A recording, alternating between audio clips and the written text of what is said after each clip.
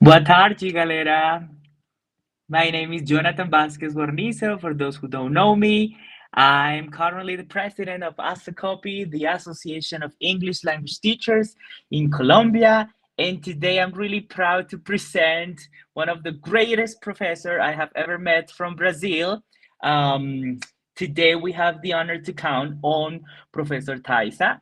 But before letting her space to shine here at ASACOPI, I would like just to remind everybody a little bit of what we are or who we are.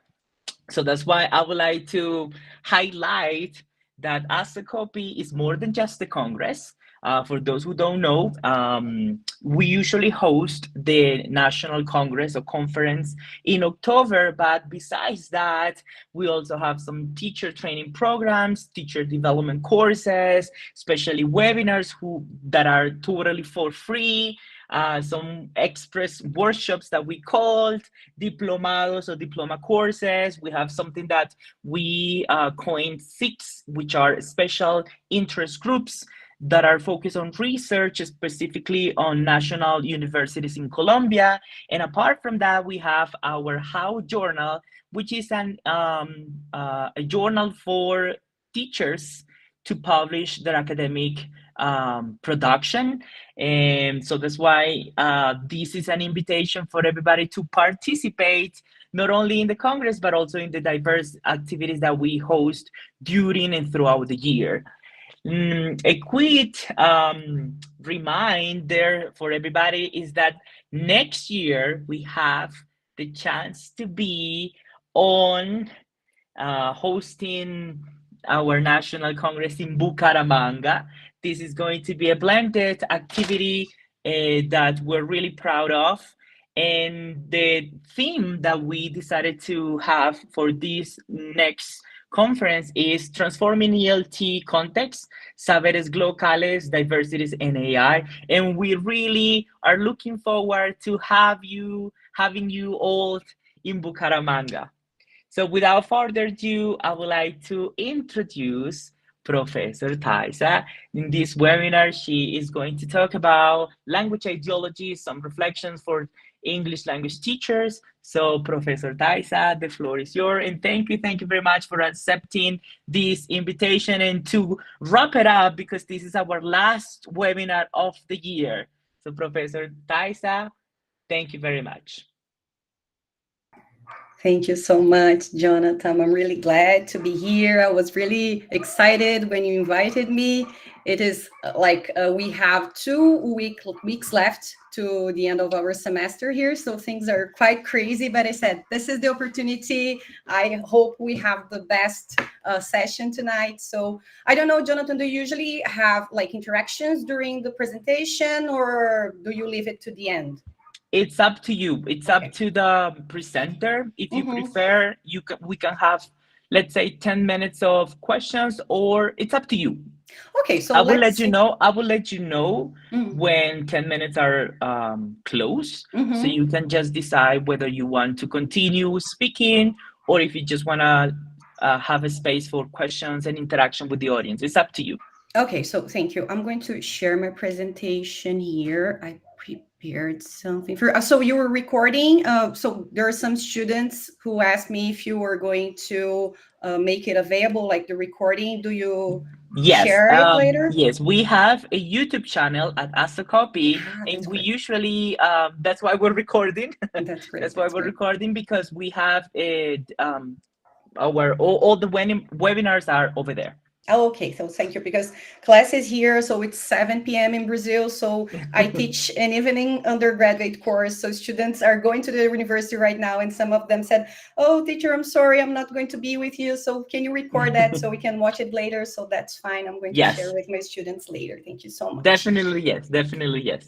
Okay, so I'm going to start presenting what I've prepared for you today. I hope it makes sense because this is a subject that I really enjoyed talking about. When Jonathan invited me, I thought about talking about something I feel really comfortable and excited about in terms of English language teacher education. And the topic is language ideologies. And I hope if you were here, you were also excited about it. And if you're not, this is the chance for us to learn together and maybe discuss a little bit if we have time by the end of it. And I have videos. I'm really worried about the sound. I hope it works. So let's see. Let me start here. So Jonathan have already introduced me, but to tell you a little bit where I come from, I'm from Brazil. The university where I work is the Federal University of Technology, Paraná State. We are in the south of Brazil. Paraná State is the state where we have borders with Paraguay and Argentina. So I'm not really far from the Iguaçu Falls. So this is for you to know where exactly I'm talking about. The city where I live and work and teach is named Pato Branco, which means white duck. This is a small city in Paraná State. It's about, we have about 80,000 people. And our institution is quite important in the region because this is the only federal university in the region. And our students here, they have opportunity to take the undergraduate course with us.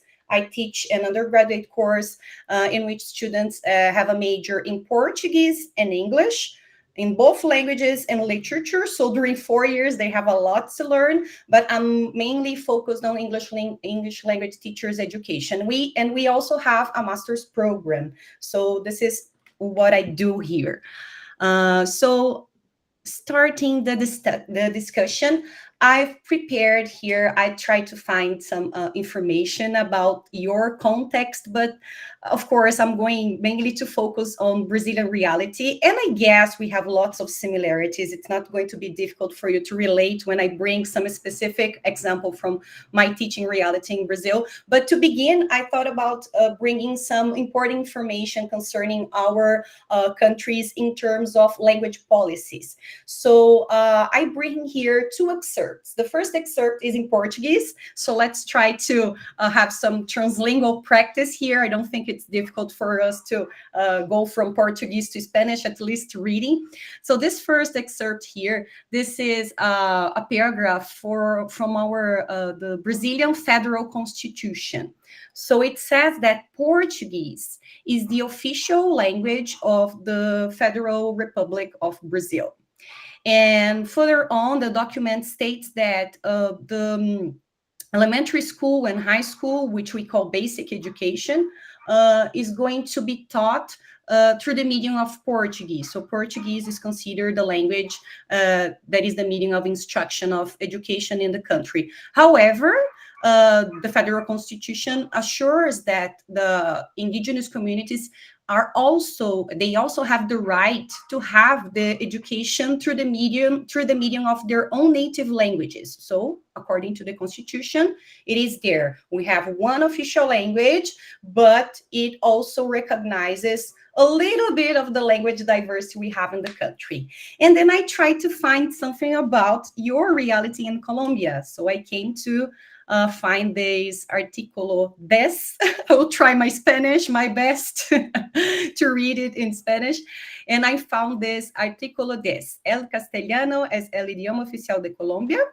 Las lenguas y dialectos de los grupos étnicos son también oficiales en sus territorios. La enseñanza que se imparte en las comunidades con tradiciones lingüísticas propias será bilingüe. So I guess comparing those two documents, we can see lots of similarities. Again, in Colombia, you also have one official language. However, the document recognized the diversity regarding the native peoples of the country, right? So this is the norm, okay? This is the policy. However, when it comes to, let's say, language realities, we have to be aware that it is estimated that about 7,000 languages exist around the globe, and they are spread unevenly across 193 countries. So it's a lot, right? There are so many languages that are not addressed in our constitutions, for example. So this is important information we have to bear in mind in terms of language teaching and learning and language practices in general. So yes, language diversity is there, However, the ubiquity and the pervasiveness of the monolingual ideology has long influenced the ways we conceive and therefore teach languages. So that's the first thing I want to talk to you about today, about the monolingual ideology, this very big ideology that is going to shape uh, many of our attitudes as language speakers as well as language teachers. So bearing in mind what our constitutions bring and what the information I brought you here about the number of languages that are around the world, think about your teaching and learning environment. So probably many of you are already English language teachers. Probably some of you are still studying to have your degree in language teaching. So think about the contexts in which you teach or you learn languages. Which and how many languages are there? Does your teaching learning or teaching reality, do they reflect more what you see in the constitution, or does your reality reflect more these diversity we have here in this, with this big number, 7,000 languages? I was thinking about a personal example, a personal professional example, a situation I lived this year with my students. We take our students to their teaching practicum in the public schools here in Brazil. So we help them planning the lessons, and then we have to go to the school to attend some of their lessons to see if everything is going all right. And then I think 2 months ago, I attended a lesson. There were two interns of mine that were teaching English to high school students who are adults who didn't have the opportunity to attend school at the regular age.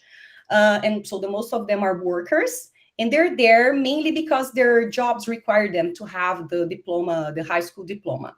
So there were 15 students. From those 15 students, only one was Brazilian. The other 13 students were from Haiti, right? In my city, in Pato Branco, it's been, I don't know, about 20 years. We have been living a very strong wave of the arrival of immigrants in our city, mainly because of the factories, the industries. So the companies go abroad. So some of them went to Haiti and hired some of the people there. And because of the war and all the political and economic situation of the country, they came to live in Pato Branco, this small city where we have only 80,000 people. And this is the variety of languages I have in a very common, ordinary day of teaching English. So only one student was Brazilian, only one student had Portuguese as his first and official language, and the other 14 students had French and the French Creole as their own first languages. And then we had a very interesting conversation about language diversity with those students. We made a kind of a glossary. We wrote a list of words in Portuguese, in English, in French, and in French Creole. It was quite interesting. So this is for us to think about how our realities are ideologically shaped by this idea that we are monolingual, the world is monolingual. However, our practices, our communication interactions are much more diverse than that. So let's go to some definitions. So when we're talking about language ideology, what does this concept mean? They express the views language users have about elements such as the use, norms, forms, functions, quality, and the value of languages. They embody as well, they are embodied by language policies and our language practices. So I just told you this story, this anecdote in the beginning of my speech to illustrate that. So we have the language policy expressed through our constitutions, and we have our language practices, our language teaching practices in our classrooms. So are we really monolingual? So this is the broad definition of language ideology.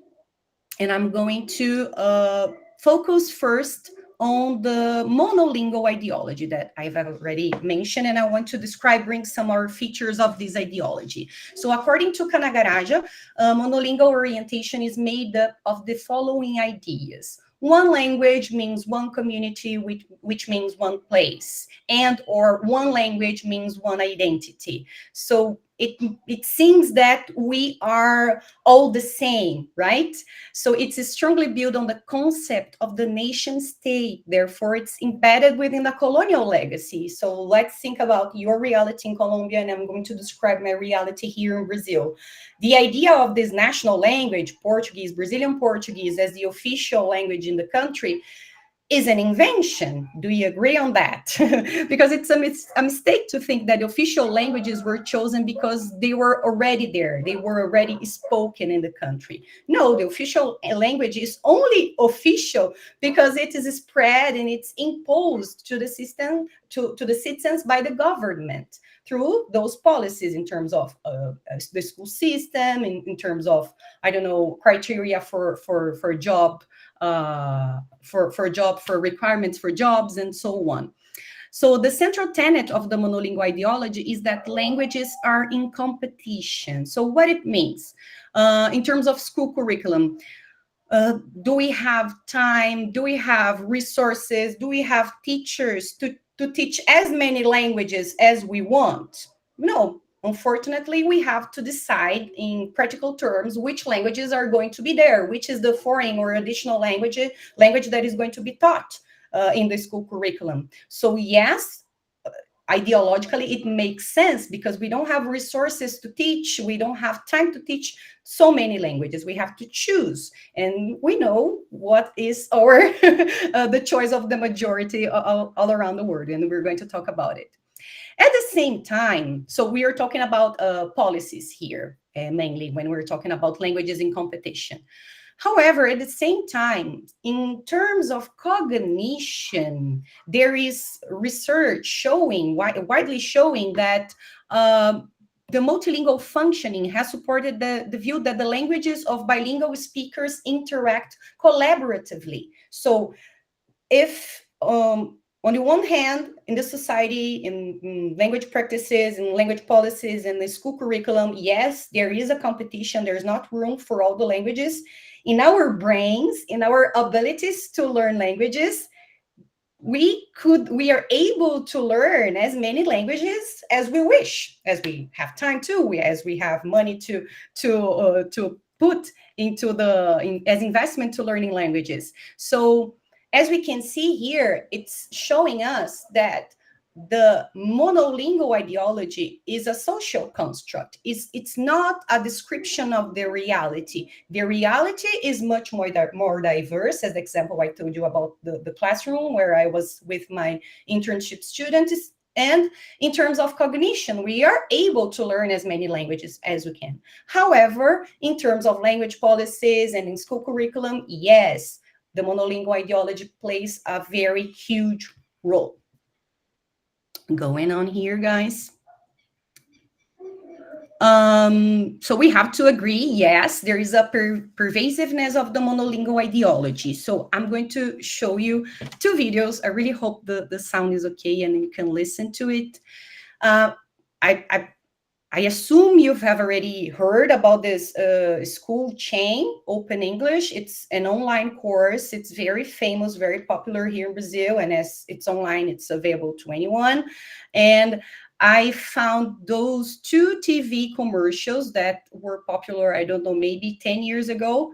There is the version focused to the Brazilians, focused on the Brazilian the Portuguese speakers from Brazil, and there is the version focused on the Spanish speakers. So I wanted to show you both of them to see if you can identify some similarities and differences, but I guess the idea is essentially the same. So just tell me if you're listening to it, please.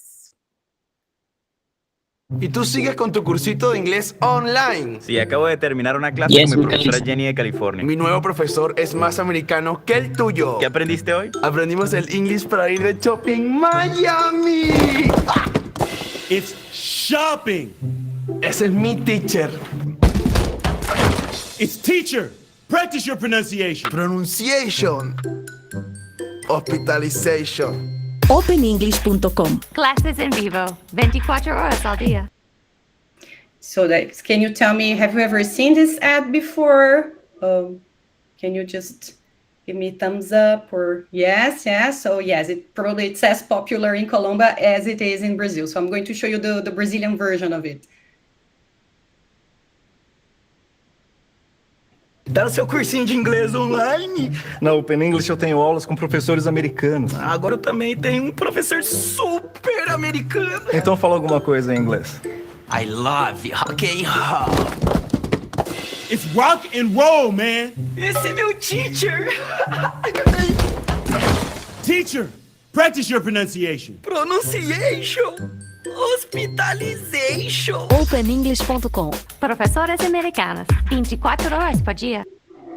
Okay, guys. So does anyone wants to comment those videos? What are your feelings about it? If you want to write on the chat. Or you can just simply activate your mic and make a comment. Yeah, everyone. please. Or if you wanted to keep it to the end, no problem.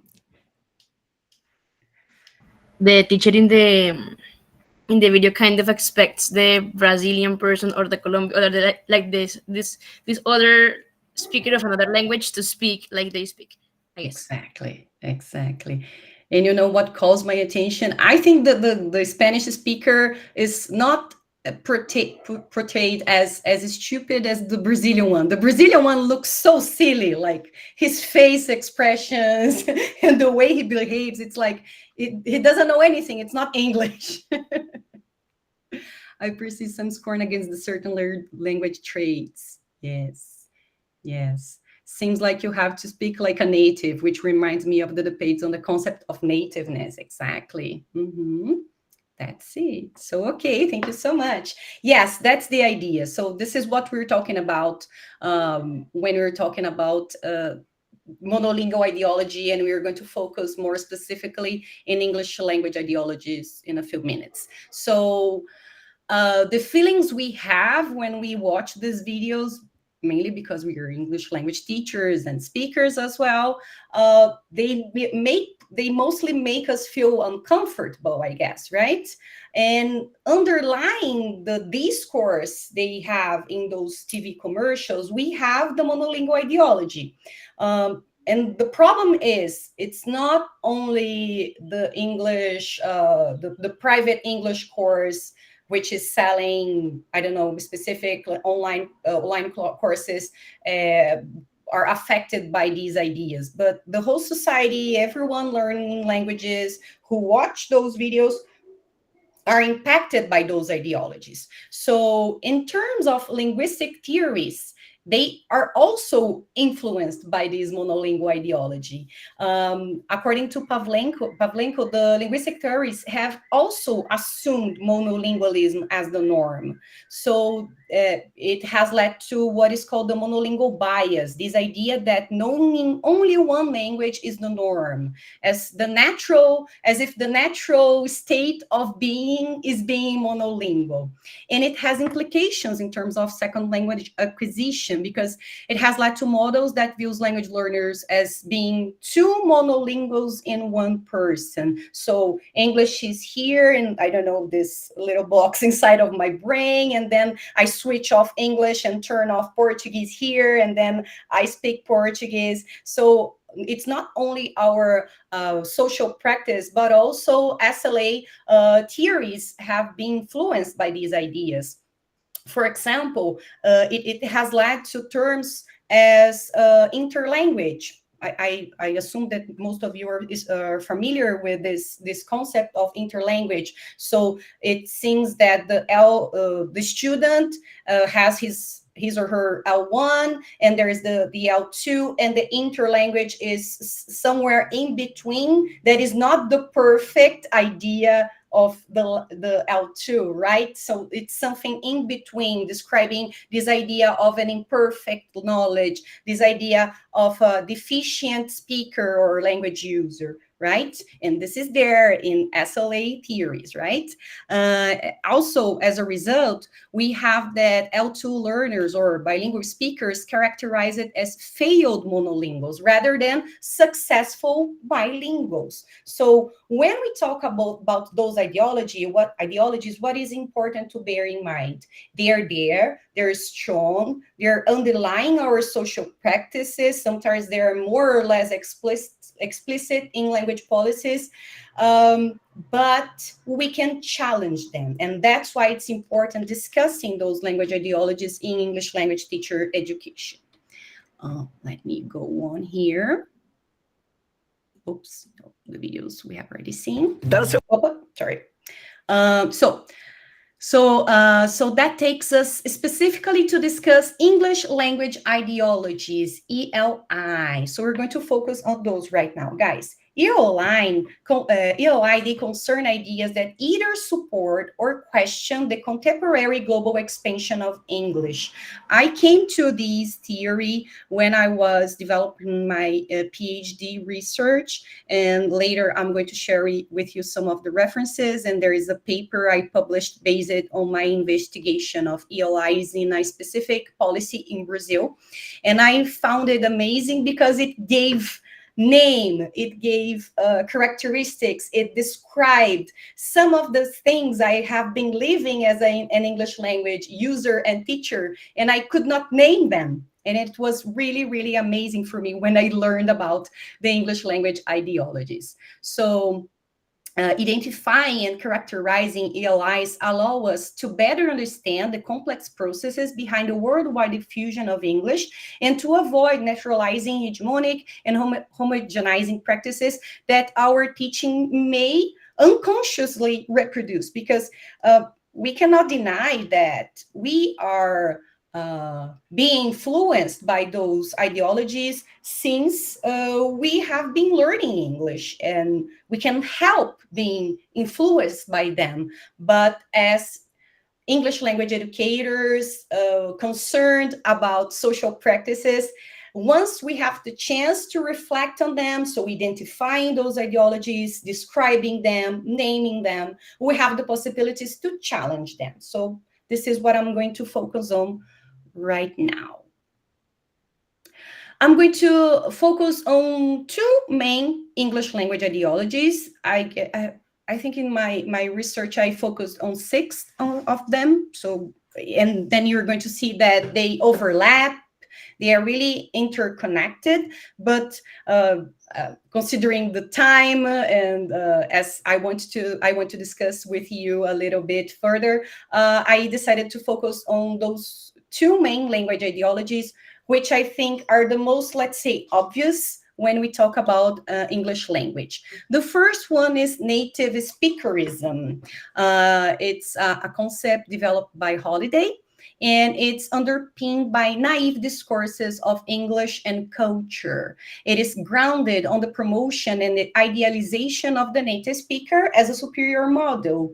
And there is a lot of importance given to matters such as native speaker accent, native speaker teachers, native target competence, teaching methods emanating from Western University, textbooks published by Western publishing houses. So if we try to remember what we saw in those 2 videos, probably we're going to identify many of those characteristics, which was, that's what was interesting for me. I had this feeling,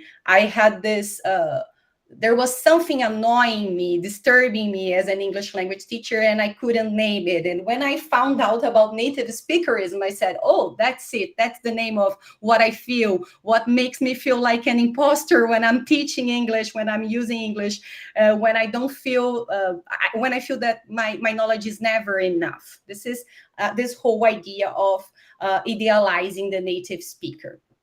So I'm going to bring you some, let's say, evidence or some examples in which, apart from the video, I'm going to bring another example of where we can identify this ideology and bring some ideas of how we can challenge them, mainly bringing examples from the Brazilian reality, okay?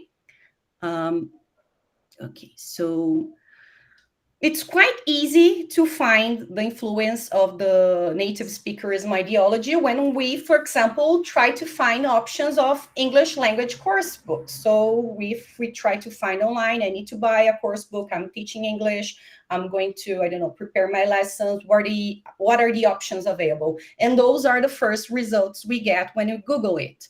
Hadway, American English File, Interchange.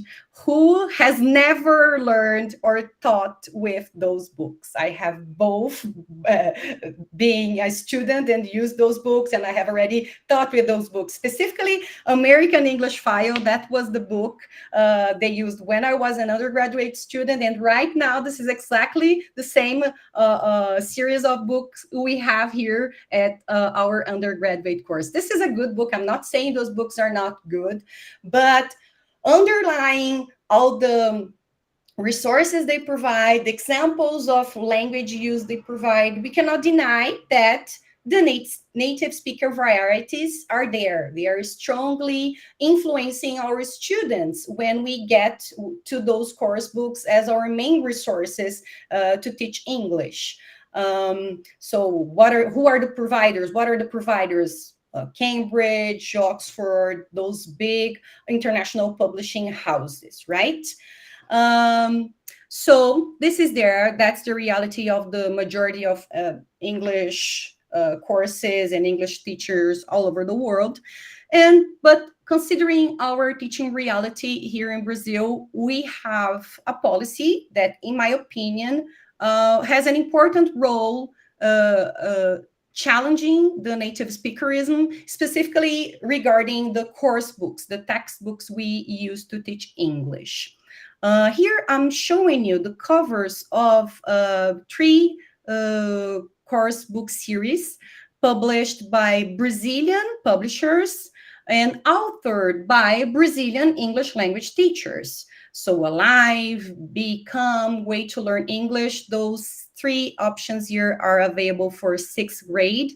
And they are books that are adopted, that are used nationwide in Brazil. So in Brazil, since 2010, the National Textbook Program invests large amounts of public funds in the acquisition of those books that are distributed to the public school system throughout the country. Another important information here of the impact of this policy, not buying those international, foreign, American, British course book series and creating our national textbook series. The importance of that also relies on the fact that about 80% of our students here in Brazil, they are in the public system. Our public system is huge. So the majority of the students, they attend to public schools. So when we have a policy like that, offering, first of all, books which are free of charge. Of course, we are paying for them with our taxes, but students don't have to buy the books. The parents don't need to worry about that. And this is very important in terms of inclusion, right? And we're going to get to that later too. But also, what are the contents? What are the topics? What are the texts? What are we talking about when we are teaching English to Brazilian students in elementary school and high school in Brazil? This is the main difference of those course books. They represent our identities as English language learners, but Brazilian English language learners.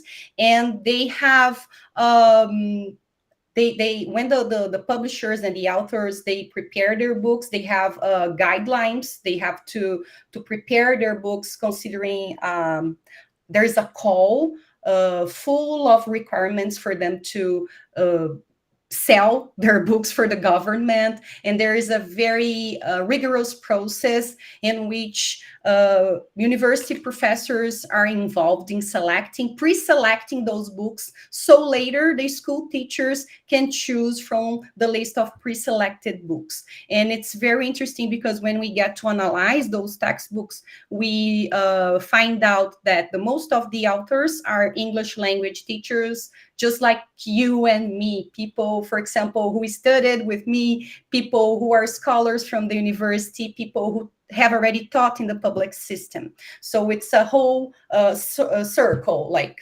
teachers preparing books, and they're concerned of the teaching reality, and then the university teachers being part of the process, pre-selecting them, and so on. So this is a very important policy in the country. Of course, it's not perfect. We could be here talking about it for hours. There are lots of criticism. For example, yes, we have good books. However, right now, we are living a process, mainly in my state, in Paraná, but in some other states in Brazil, that is the platformization of education. I don't know if you're living, if you're dealing with something similar in Colombia. State governments are basically denying those textbooks and deciding to use online systems for self-study. Yes, we had walked so many steps ahead and now you're going backwards. But okay, this is a conversation for another session regarding textbooks. But this was big in 2010 and it is still a very important policy. All the books are free of charge and they are available online for free. If you go to the editor's website, you can find the PDF for download. You find the audio files for download. This is very democratic. Along with the national textbook program, we had another important policy in the country that, in my opinion, clearly challenges the native speakerism. This is the cover of our national guidelines, Base Nacional Comum Curricular, BNCC. It was published in 2018, the National Common Core Standards, and it adopts explicitly the perspective of English as a lingua franca. So according to the document, in this proposal, the English language is no longer that of the foreigner, originating from hegemonic countries whose speakers serve as a model to be followed, nor it is a variant of the English language. From this perspective, the use is made of it by speakers spread throughout the world with different linguistic and cultural repertoires are welcomed legitimized, which makes it possible, for example, to question the view that the only correct English and the one to be taught is that spoken by Americans or British people. So it is there in our national guidelines. This is the, let's say, the first definition the guidelines brings us when defining what they understand by English as a lingua franca, but I also felt the need to bring, let's say, a more academic definition of ELF. So according to Seidhofer, ELF is any use of English among speakers of different first languages for whom English is the communicative medium of choice and often the only option. I guess this is really important. Yes, English is this lingua franca or an international language or a global language. It doesn't matter exactly which adjective we are using here to describe the territorialization of English. But yes, this is a language that is spread all over the world. And together, let's say the price the language pays for being international is that it's not going to belong to the native speakers anymore. Crystal has a long time ago said that it's estimated that from 4 people who speak English, and this is another thing that is very difficult. What are we talking about when we say speak English? But okay, let's say from 4 people we consider 4 speakers of English language, only 1 is going to be a native speaker. So are we preparing our students to talk, to interact only with native speakers? No. They're probably going to have more opportunities to interact with people who have English as a second, as an additional, as a foreign language. So in this sense, for me, it's much more appropriate to align our teaching and learning practices with the perspective of English as the lingua franca. And it was a huge step in terms of our educational system in Brazil, and when our national guidelines defined this to be the perspective to be adopted by the teachers. It has led us to make very big and important changes in terms of English language teacher education in Brazil. So let's have a look at the second. Oh, and there is a meme, which I love. I say that I speak 3 languages, Portuguese, English, and memes. This is one of my favorites. Making fun of my accent. I'm bilingual because of this idea that when we teach English through the perspective of English as a lingua franca, I encourage my students to assume their own identities as bilingual speakers, and having an accent is an advantage. If I have an accent, it means I have at least 2 languages. So it's not something for us to be ashamed of. It's something for us to feel proud of, right? So going on to our second ideology, the commodification of English. And as I told you before, you're going to recognize that those ideologies overlap. They support each other. So if you think about those 2 TV commercials, and if you think about the course books I just showed you, you are going also to identify the commodification of English. So in this ideology, English is conceived as a symbolic capital. It is a form of exchange in different branches of economic activity, for example, tourism, translation services, communications, arts, language teaching, and learning. And according to Gray, in this perspective, we can talk about the English industries that are, they entail the commercial English teaching, also English language testing, and the academic publications in English. I think that in Colombia, you have a very similar reality to ours in Brazil in terms of learning a foreign language. In my history as a language learner, I had the opportunity to learn it in a private language institute, and later on I went to the university and I could improve it a lot more. But being able to pay for a private course was the key for me to grow in terms of language proficiency, right? So this is a very clear example of how English is a symbolic capital. It's a service, it's a good we can sell and we can buy. And in terms of symbolic capital, we can also transform this language in an asset that can bring us advantages in terms of employment, right? So yesterday I made a quick search in my LinkedIn, and there were lots of job opportunities like this one. This is an opportunity for engenheiro de calidad de processos, and advanced English is required. It is there. So probably if you were a very good engineer and you can have, I don't know, lots of degrees, lots of experiences, and you don't have English, you're not going to get this job in Mexico, right? This is quite interesting. We need English, and it's not to go abroad exactly to the United States or to the UK, but it's for a job in Mexico. And yes, I'm going to interact with people all over the world, and English is required. So it makes sense to me that the perspective of lingua franca is the most appropriate for us to talk about when we are dealing with English language teaching. Another picture I bring you here. This is from the British Council. We all know the British Council. This is an institution, very respectful institution, which has a long history in terms of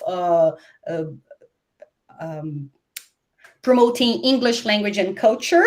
And together with this promotion, they sell their products, right? So they have here online classes, English, learn English online with British Council teachers, and there is a price for that, and you can get 10% discount if you want to learn with them. I didn't go on, but we could focus here, for example, on IELTS preparation. So this is the proficiency test, the international proficiency test, very expensive, right? So how can we challenge those things, which seems to be much bigger than us? Yes, I cannot, let's say, stop the British Council, and I don't know if I want to do that, but I cannot afford to my students to take IELTS, for example. What can I do? So for us to think about it, I bring here this picture showing the global ranking of countries and regions provided by EF, English Proficiency Index. So yes, in Brazil, English is mandatory from 6th grade on. So this is the only additional language that is mandatory So from 6th grade on, so 6th, 7th, 8th, 9th grade, and then we have high school, 3 years of high school. So students, they have the opportunity to learn English for at least 9 years in the public system. However, the country still performs low proficiency. So we are, according to the latest rank, we are number 76 globally out of 123 countries, and in Latin America we are number 17 out of 21. Of course, we can also criticize this list. I've never been tested by EF, nor have my students. However, I think we can use it as a parameter, as an idea to describe the reality we do feel, we do sense when we are talking to people in the streets, when we are talking to our students. Yes, we have low proficiency in English in my country, unfortunately. So this clear shows us that there is a policy gap. This policy gap opened doors to commercial language learning. So according to the Brazilian Association of Franchising, they have a list of 99 education franchises, so almost 100 franchises, and almost half of it, 48, are English language courses. So this is big business. Selling English is a big business. It is there in the public system. However, it doesn't seem to be very efficient. So what can we do? As language teachers, in my opinion, in my humble opinion, as an English language educator who has been a student from the public system my whole life and had to be able to afford to a private language institute to learn, let's say, more properly the language, I think we should engage and foster and collaborate with policies which position English language as a public good. So what is a public good? There is a definition here. It is an indivisible advantage. They generate indivisible advantages for the benefit of all, not subtracting the enjoyment of an individual to the enjoyment of others, which means conceiving the language as a right, okay? So in my opinion, we can foster in our future English language teachers, and we can foster through our practices and research projects the development and the promotion of those initiatives that make English more accessible to our students, to our population. As an example, I can mention one of my research projects that I've started developing last year here at the university. I got to know about a public school in a neighbor city nearby where they have been implementing bilingual education in the public system. And I'm really interested in that. Some of their teachers, the English teachers who are teaching in these bilingual public schools, are our former students for the undergraduate and the graduate course. And the coordinator of this school she was our master's student, and they have been implementing this bilingual school in the public system. And I'm really, really interested in that. And I'm taking my undergraduate students to get to know this school. And I'm encouraging the teachers to get engaged with research and to make it more popular, so the other cities can become inspired or maybe jealous and try to develop a policy like that. We have some other initiatives like this. This city, I'm telling you, the name of the city is São Lourenço do Oeste. It is in the neighbor state here in Santa Catarina.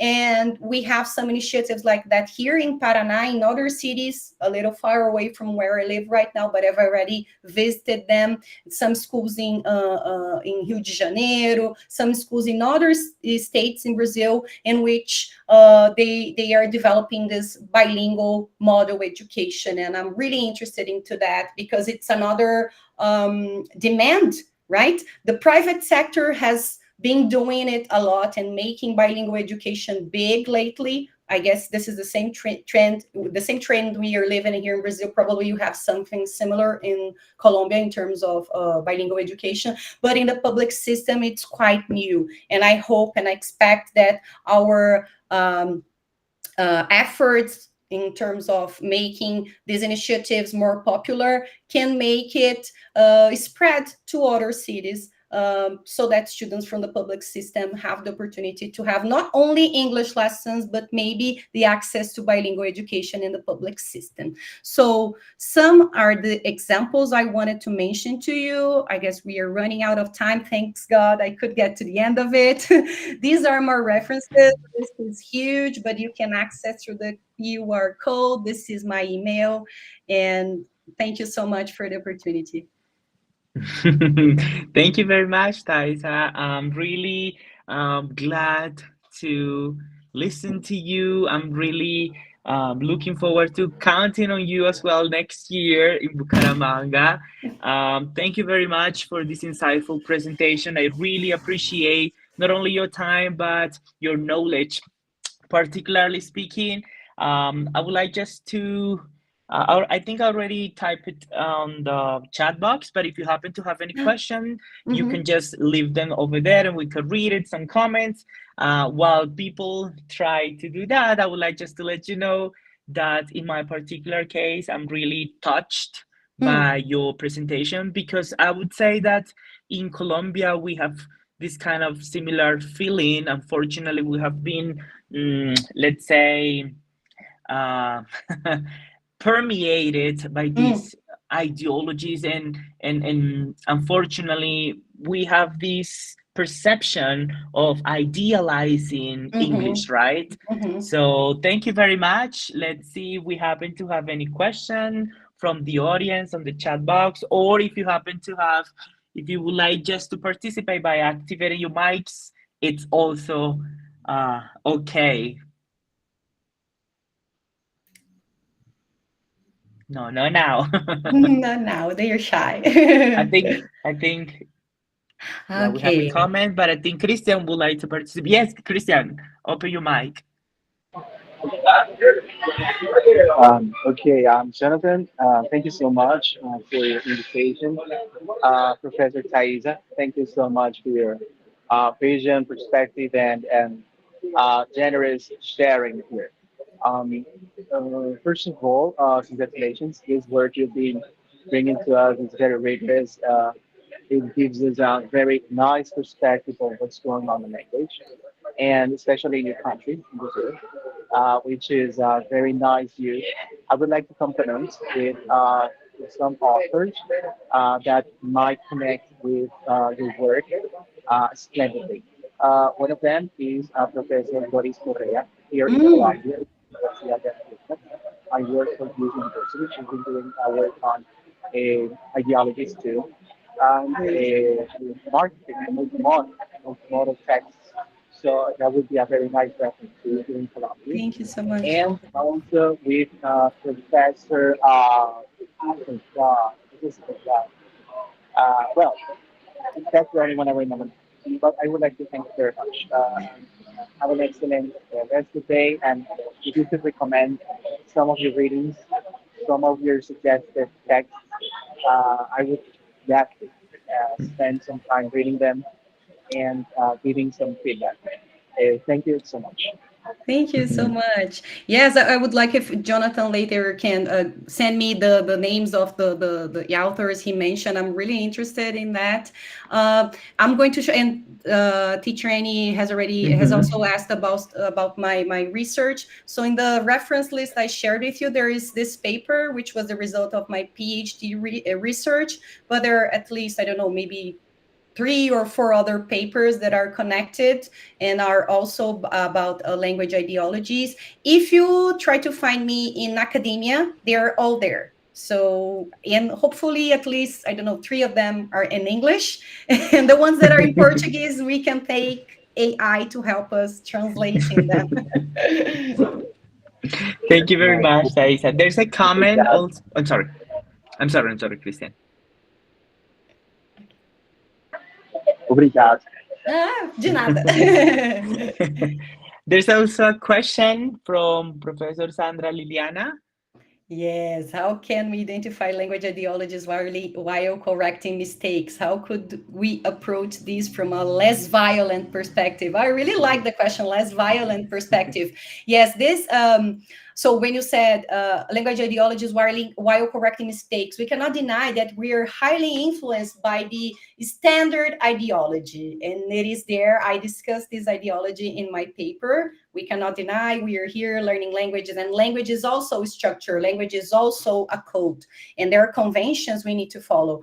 But I like this idea of being less violent. And when we talk about the perspective of English as a lingua franca, our national guidelines discuss that we change the paradigm when we adopt this perspective. We start discussing with students the idea of being more or less adequate, being more or less intelligible. So the idea is that somehow we should encourage our students to be kind of ethnographers of languages and analyzing language use, so that they could understand why it's not adequate, why it's not intelligible. So I guess this is a path for us to think about the possibility of being less violent.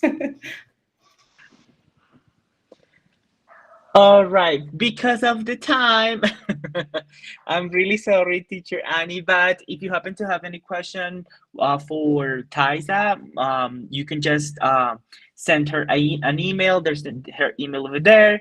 Thank you very much for being with us, for sharing your knowledge. We truly appreciate it. And from Asacopy, we give you a warm hug all the way from Colombia, and we cannot wait to have you with us in Bucaramanga, Taisa. And everybody, this is a warmly invitation for everybody to participate next year in Bucaramanga. Thank you very much, and we will see you next year with our new webinars. Bye-bye, guys. Bye-bye. Thank you very much.